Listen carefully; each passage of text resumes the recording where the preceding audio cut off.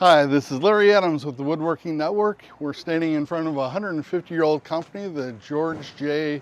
Rothan Company out of Peoria, Illinois. We took a tour of the facility where we looked at how they integrate old and new technologies to create some of the most beautiful millwork in the central and southern Illinois areas, as well as cabinetry in any job that comes through the door.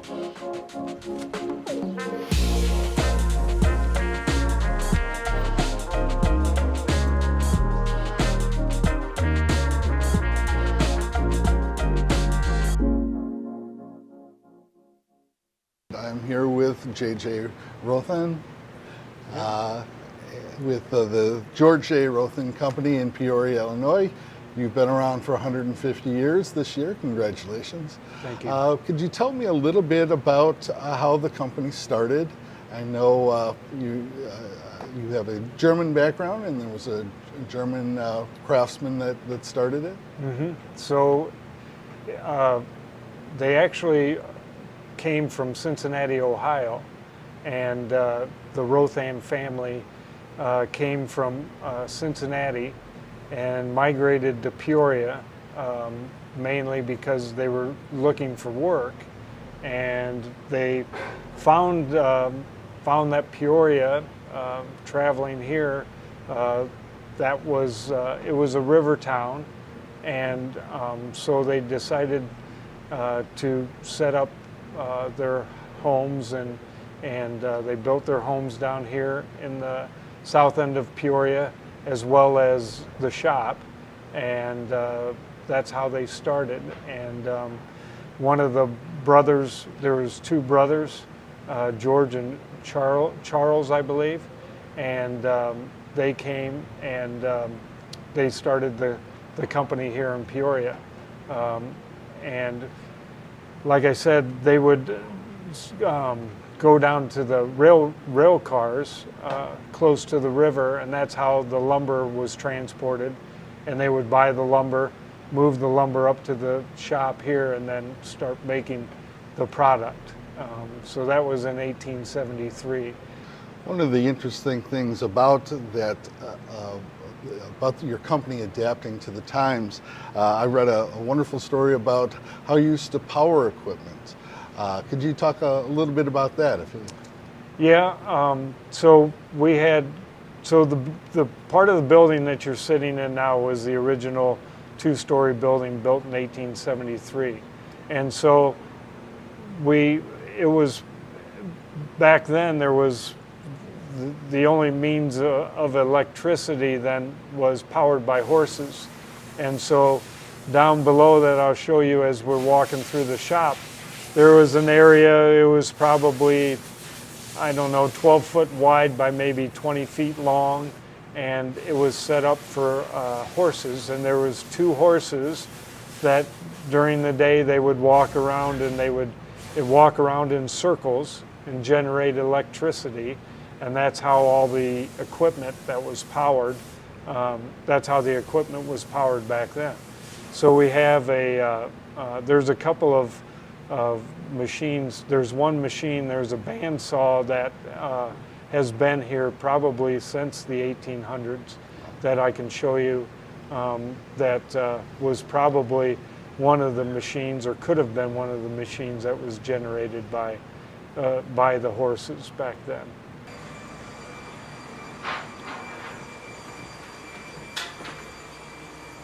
So Larry, this is probably our oldest piece of equipment that we have in the shop, and it's a bandsaw, and I know it hasn't moved since I've been here, so it's probably, and this portion of the building is the oldest part, so this piece of equipment probably hasn't moved for over 125 years at least, and we still use it every day. We just recently, probably 7 or 8 years ago, fixed it, repaired it, put new bearings in it, and then we kind of built this shelf and drawers and things to kind of spice it up a little bit, make it look a little pretty. So And could you just describe the action for me a little bit, and the type of job that you would do on this? So a lot of times the guys, if back in the day, we used it to cut a lot of radiuses on. So you would take a solid piece of lumber and you would come around to the front part of this machine, and you would actually, this would be where you would do your scrolling. So you would take a piece of solid lumber and then you would rotate it in here to get your curve. Now it's a little bit different. We don't use this as much as we do because we have engineers upstairs that program on the CNC router, and then we can cut radiuses right off the router. We were talking about the horses earlier. This is where the horses hung out. So right now we house our lumber and sandpapers and things like that, but down below here on the floor where the plywood is was about 2 steps, and you'd go down to the dirt floor, and that's where the horses were, from 12 feet all the way down to the back. And you paid them in oats and hay? We paid them, yes. They definitely weren't union. So yes, we paid them in oats and hay. Cheap labor. So that's a great story. And then I read you went from literal horsepower to steam, and now of course electricity. So yeah. Constantly adapting with the times. So through these years, you've obviously done thousands of projects. I have to ask you about the Peoria City Hall. Yeah. And maybe you could talk a little bit about that job or jobs. Yeah. And other fun projects or challenging Sure. projects that you've worked on. So the City Hall job was actually built by George J. Rothan Company from the early 1900s, I believe, and we actually were the general contractor for that job. And so we built that building was built from the ground up by Rothans. And so we did all the exterior, the concrete and all that, and the brick, and then all the interior woodworking was done by Rothans. And most recently, back in 2014, the city council chambers is on the 4th floor of that building. And so they wanted to, the city wanted to restore the 4th floor of the city council building, of the council chambers. So we went in and basically removed what we put in 100 years ago, and we removed a lot of the paneling, a lot of the window stools, the trim and the moldings and the existing doors, and we went in and we built brand new or made new wall paneling, new doors, new frames, new casing, new trim, and we went in there and basically brought it back to what it was 100 years ago, and that was fantastic. So when we built that job, when we did that job 100 years ago, the price tag was $18,000. And that was the whole building. That was everything, and the millwork. When we redid the council chambers on the 4th floor, that was over $100,000. So yeah, we've come a long way since then. Some of the other things that we're proud of, very proud of here in town and in outlying areas, State Farm building in Bloomington, Illinois. We basically redid the whole wall panels, ceiling panels, and the interior of that building. One of the funnest jobs that we did for State Farm, or the really neat jobs, in downtown Bloomington, there's that's where the State Farm headquarters were, in downtown Bloomington. And up on the 12th floor, I believe the 12th floor, for years it was where the president of State Farm had his office. And that they never changed that office. It was all walnut. It was all crown molding and special trim and beautiful stuff.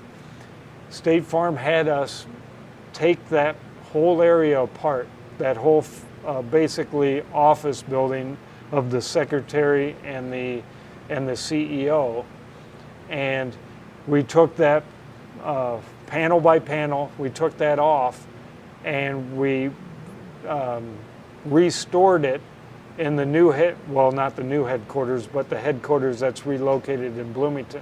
So when you walk into State Farm now, you will see the CEO's original office that he worked out of. These are another two of our older equipment that we still have on hand. This is our planer, and that's our straight line rip saw. And then over in that area is our molder. Right now, we're running a job called the Galesburg Public Library. It's in Galesburg, Illinois. It's a brand new building, and it is it's probably our first real millwork job in about 7 or 8 years that uses base, casing, trim, crown molding. It's a beautiful woodworking job. One of our newer machines that change with the times, obviously, is the CNC router. Now this particular router is about 16 years old, and we bought it in early 2000s, and it's been a great machine for us. It basically runs all of our cabinets, so we program upstairs. The engineers program all the cabinets. On the router, they send the programs down to the machine, and then we run the parts on the CNC router, and it manufactures a lot of our cabinets. We also do a lot of radius work. We can cut Corian on it, solid surface material. So it's been a big help because, you know, guys used to cut out cabinets by hand. You would take the melamine, you'd run it on your table saw, then you take it to a slide saw, then you'd edge band it by hand. This way it does everything right here.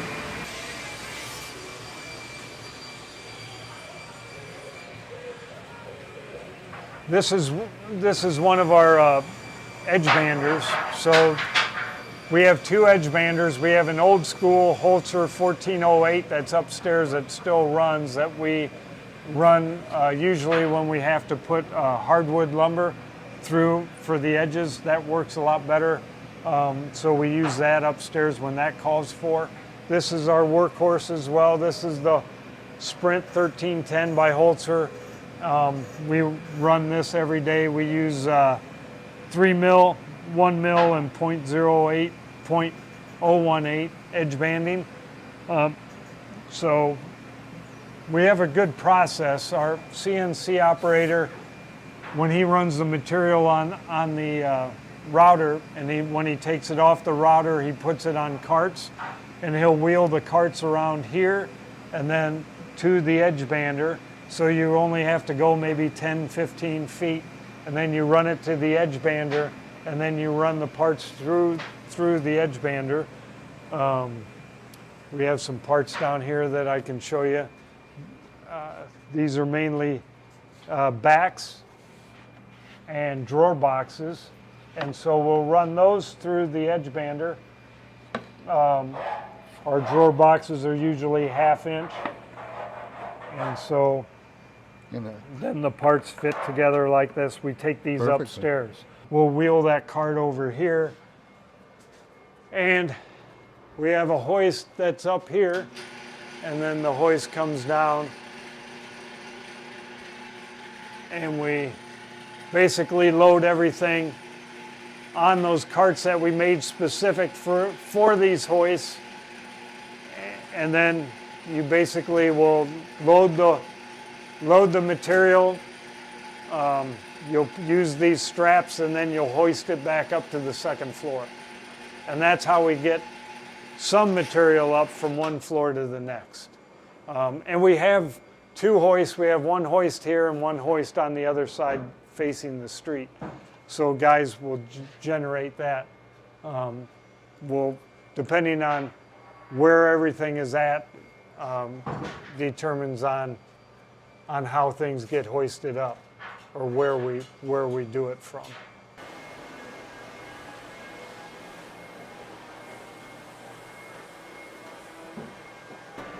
And these shelves are edge banded downstairs on the edge bander, and then they're hoisted up on the shelf. And these carts are built for these shelves, or built for all the casework that comes up. So when everything basically is hoisted up, you take off the barrier there, and then you carefully move these over here, and then you can move these carts to the particular bench where the craftsman, where the carpenter will do their work. So and again, each of these have little notations. This one's 18 by 16 by 22, I think.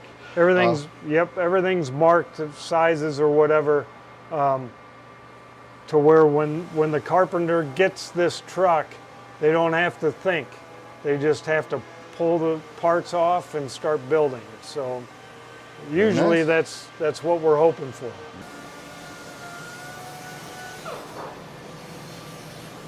So in this area up here is where we produce all of our cabinets, all of our melamine cabinets. So these jobs here, these are base cabinets and wall cabinets for Fieldcrest High School in Minot, Illinois.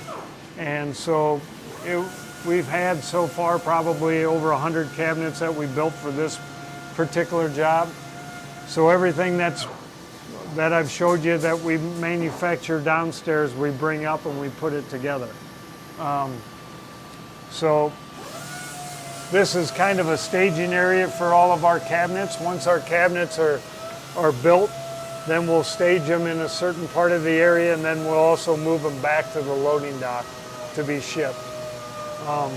We have, as you can see, we have 3 stations as materials brought upstairs. We have 3 stages for carpenters to work at. So we have 3 benches, 3 basically benches that are here that 3 people then work on the cabinets from their benches here. And depending on the routine, we'll either somebody will start by doing all the drawer boxes, somebody will clean all the doors, and then somebody will put the boxes together. And then once you get the drawer boxes put together, then that one of the 3 will then put the drawers in the actual cabinet. So it's kind of a conveyor line, or one person just doesn't build one box. All 3 work together, to achieve the common goal. So this is essentially the tour. We've seen pretty much everything. Pretty much everything from start to finish, and kind of the process that we go through as we bring material in, as we cut the material, as we assemble the material, and then when we ship the material. Thanks for coming. I appreciate it. Thank you, sir. Appreciate it. It's a great tour. Thank you very much.